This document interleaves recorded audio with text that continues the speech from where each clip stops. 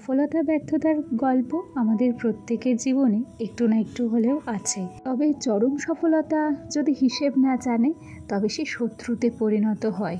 প্রত্যেকটা সফলতার পেছনে একটু করে ব্যর্থতার কাহিনী অবশ্যই আছে। তবে আমরা শুধু ব্যক্তির সফলতাটাই দেখি, ব্যর্থতাটা কিন্তু কখনোই দেখতে চাই না। যাই হোক, অনেক গল্প অনেক কথা হবে তোমাদের সঙ্গে। তার আগে চলো নিজের পরিচয়টা দিয়ে নিই। নমস্কার, কেমন আছো সবাই? আশা করছি সবাই ভালো আছো, আর আমরাও বেশ ভালো আছি। আমি রিমি। আজকে আমার আরও একটি নতুন ব্লগে তোমাদের সবাইকে অনেক অনেক স্বাগত জানাই। ভোর 5:30 থেকে ব্লগটা শুরু করেছি। সকালবেলা উঠে যখন একটু অন্ধকার ছিল, বাসি থালা বাসন সমস্ত কিছু ধুয়ে আমার ঘরের টেবিলে জল ঝরাতে দিয়েছি। তারপর আমাদের ঘরবাড়িটা একটু তোমাদের সঙ্গে শেয়ার করেছি। দেখালাম যে ভোর 5:30টায় গ্রামের পরিবেশ, গ্রামের আকাশ ঠিক কেমন হয়। আকাশটা কিন্তু মেঘলা। এখানে বেশ কয়েকদিন ধরে একটু আধটু করে হলেও বৃষ্টি হচ্ছে। একটু আধটু করে নয়, বেশ ভালো বৃষ্টি হচ্ছে। তবে এই যে ব্লগটি শেয়ার করছি তোমাদের সঙ্গে, এটা কিন্তু বৃষ্টির একদিন আগের ব্লগ। মেঘলা আকাশ, আর এদিকে সকালে উঠে বাসি নাইটিটা চেঞ্জ করে নিয়েছি। বাসি নাইটিটা ধুয়ে তারে মেলে দিলাম। সেই সাথে আগের দিন বরের কয়েকটি গেঞ্জি ধুয়েছিলাম, সেগুলো আধ শুকনো আধ ভেজা ছিল। সেগুলো এখন একটু সকাল সকাল করেই তারে মেলে দিচ্ছি। আমার শাশুড়ি মার স্নান হয়ে গেছে, খুব সকালেই উনি স্নান করেন টাইম কলে জল দেওয়ার পর। আর তারপর হচ্ছে পুজো দেওয়ার জন্য জোগাড়যন্ত্র করছে। তুলসী তলাটা উনি প্রত্যেক দিন ধোয়, প্রত্যেক দিন মোছে।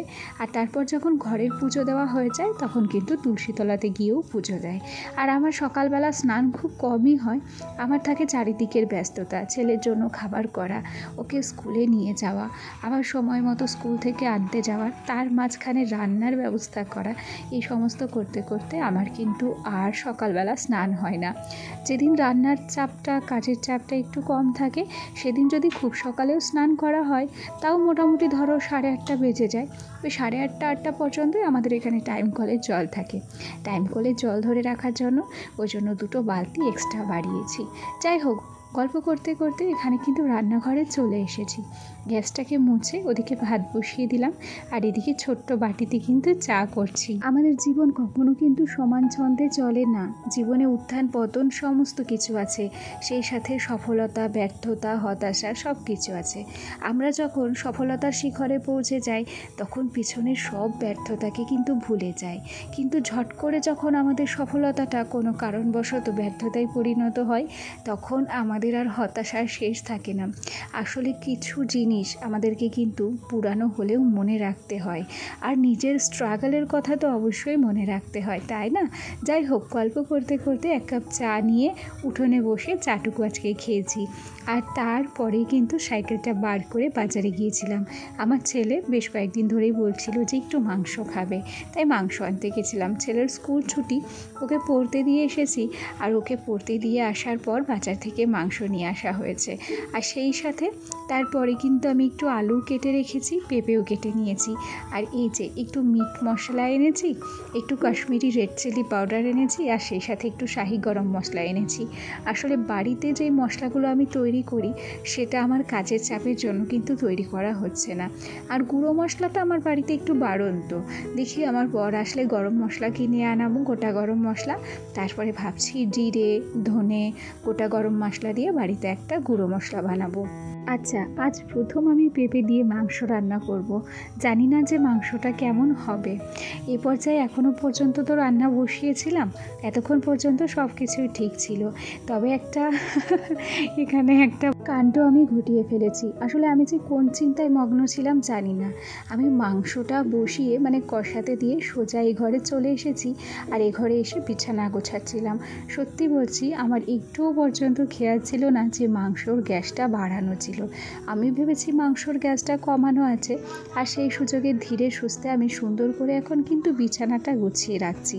আর এই বিছানা গোছাতে গোছাতে তারপর ঝট করে আমার যখন মাংসর কথা মনে পড়ে যায় তখন আমি ও ঘরে গিয়ে দেখি যে আমার মাংসটা পুড়ে গেছে। আর কি, কড়াইয়ের তলাটা পুরোটাই পুড়ে গেছে। কিছু কিছু মাংসর মেটে এগুলো পুড়ে গেছে। তড়িঘড়ি করে সমস্ত মাংস আমি নামিয়েছিলাম প্রেশার কুকারে। আর তারপরেই প্রেসার কুকারে সিটি দিয়েছিলাম।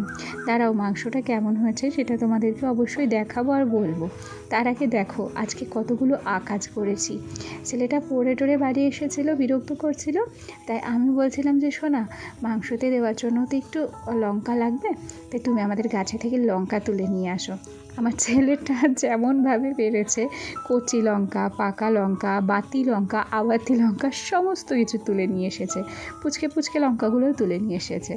মানে কিছু লঙ্কা ওখান থেকে নষ্ট হয়েছে, আর বাদবাকি লঙ্কাও ঠাম্মিকে আমি দিয়ে দিয়েছি।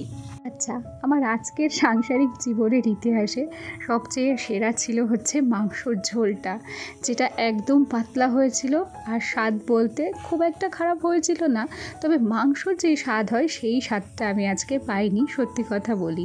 দেখো, সত্যি কথার কোনো মার নেই এখানে, মিথ্যে বলে তো আমার কোনো লাভ ছিল না। যেটা সত্যি সেটাই তোমাদের সঙ্গে শেয়ার করলাম। সত্যি গো, আজকে মাংসটা কেন জানি না এত বিশ্রী হয়েছিল। আমি আজকে মাংসটা খাওয়ার পরে একটু তৃপ্তি পাইনি, সত্যি কথা বলি। আর যেখানে আমিও মাংস খেতে পছন্দ করি আর আমার ছেলেটাও মাংস খেতে পছন্দ করে, তবে ও যে ভালো মন্দের স্বাদ খুব একটা বোঝে তা কিন্তু নয়। ও চিকেন খেতে চেয়েছিল, চিকেন হয়ে গেছে, ওর ভাত খাওয়াও হয়ে গেছে। আর এই দেখো, গল্প করতে করতে সোনাকে স্নান করিয়ে দিয়ে একটু খেলা করছি। আর কি খেলার ছলে ওকে শেখাচ্ছিলাম যে আমাদের হাতে কটা আঙুল আছে, সেগুলোই ওকে গোনা শেখাচ্ছিলাম। বাচ্চাদের মাঝে মাঝে এরকমভাবেও একটু শেখানোর দরকার আছে, জানো তো। আর খেলার ছলে বাচ্চারা যেটা শেখায় সেটা কিন্তু ওদের খুব মনে থাকে। আচ্ছা, ছেলেকে একটু সময় দেওয়ার পর আবার কিন্তু নিজের কাজে ফিরলাম। আসলে আমাদের প্রত্যেকের সংসারের কাজগুলো কিন্তু একঘেয়েমি হয়, তবে এই একঘেয়েমি কাজের মধ্যে থেকেই আমাদেরকে ভালো লাগা খুঁজে নিতে হয়, তাই না? আসলে সংসারের কাজগুলো তো একঘেয়েমি হবেই, কেন কি প্রত্যেক দিনই তো আমাদের ঘর চেঞ্জ হবে না, প্রত্যেক দিনই তো আমাদের ফার্নিচার চেঞ্জ হবে না, আর সেই সাথে প্রত্যেক দিন আমাদের কাজও চেঞ্জ হবে না। হিসেব করো, শুধুমাত্র আমার কাজই যে এক কাজ তা কিন্তু নয়, আমাদের প্রত্যেক গৃহিণীদের সংসারের কাজগুলো একই রকম হয়। এই বিষয়ে একটা কথা বলি, সবাই ভাবে সংসার গড়ে তুলতে অনেক কিছুর প্রয়োজন। হ্যাঁ, সংসার গড়ে তুলতে প্রচুর জিনিসের প্রয়োজন হয়, সংসারের জিনিসের কোনো শেষ থাকে না, আমাদের একটার পর একটা শখ থেকেই যায় এই সংসারটার জন্য।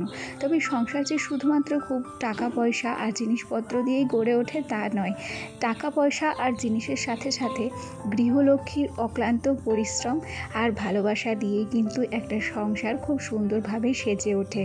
একটা সংসারে যতই জিনিসপত্র থাক না কেন, যতই যা কিছু থাক না কেন, যদি ঘরের বউয়ের ভালোবাসা না থাকে তবে সেই সংসারটাকে কখনোই সাজানো যায় না। আচ্ছা, টাকা পয়সা, জিনিসপত্র আর সেই সাথে আমাদের মতো ঘরের বউদের ভালোবাসা একটা অপরিপূর্ণ সংসারকে পরিপূর্ণ করে তোলে, তাই না?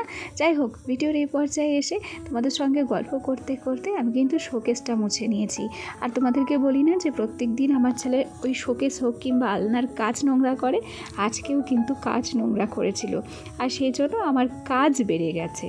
আলনার কাচের জন্য আমার কাজ দ্বিগুণ হয়ে যায়। কাজ আর কাজের মধ্যে পার্থক্য কি বুঝলে তোমরা? যাকে ভিডিওর এ পর্যায়ে তোমাদের সঙ্গে গল্প করতে করতে শোকেসও মুছে নিয়েছি, আর সেই সাথে এখন আলনাটাকেও পরিষ্কার করে নিচ্ছি। আচ্ছা, এই পর্যায়ে এসে একটা কথা না বললেই নয়, আমার যে সমস্ত বন্ধুরা প্রথম থেকেই আমার সাথে আছো, পাশে আছো, তোমাদেরকে অসংখ্য ধন্যবাদ জানাচ্ছি। আর আমার যে সমস্ত নতুন বন্ধুরা আজকে ভিডিওটি প্রথম দেখছো, যদি কোনো কারণে আমার এই ছোট্ট ভিডিওটি তোমাদের ভালো লেগে যায় তাহলে অবশ্যই করে একটা লাইক করো, কমেন্ট করো। আর হ্যাঁ, তোমরা চাইলে আমার এই ছোট্ট পরিবারের একজন মিষ্টি সদস্য হয়ে আমার পাশে থেকে যেও। আচ্ছা, আমাদের সংসার এমন একটা জায়গা যেখানে আমাদের কাজের কোনো শেষ থাকে না, তবে একটা সময়ে ভিডিও আমাদের শেষ করতেই হয়। চলো, আজকের ভিডিওটি তাহলে এখানেই শেষ করছি। টাটা সবাইকে।